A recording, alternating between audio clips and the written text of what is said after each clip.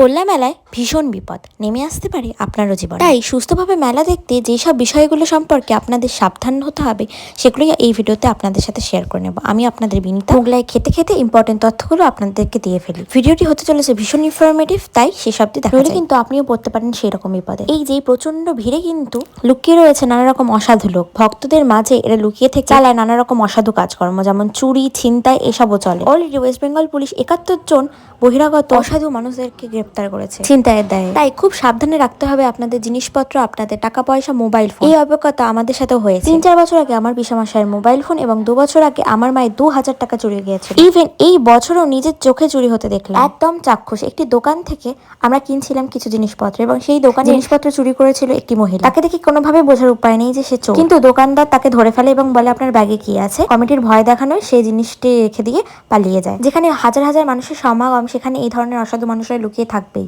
তাই শুধু আনন্দ এবং ভক্তিতে গা ভাসিয়ে দিলেই চলবে না, তার সাথে সাথে খেয়াল রাখতে হবে নিজেদের। কেননা আমরা ভক্তি এবং ভালোবাসাতে মায়ের কাছে গেলেও কিছু কিছু মানুষেরা এটার সুযোগ নেওয়ার জন্য সব সময় ওত পেতে থাকে। পবিত্র স্থানে এসেও তারা কখনো পবিত্র হৃদয় বহন করতে পারে না, এটাই হয়তো তাদের শাস্তি। কেউ কেউ হয়তো অভাবে এই সব করে, কিন্তু কেউ কেউ স্বভাবেও করে। মেলা দেখার পাশাপাশি আপনারা এই দিকগুলো অবশ্যই খেয়ালে রাখবেন। মায়ের আশীর্বাদে হয়ে উঠুক সবার জীবন শুভময়। আর একদিনই মা রয়েছেন আমাদের কাছে। তো সবাই খুব ভালো থাকবেন, ভালোবাসায় থাকবেন।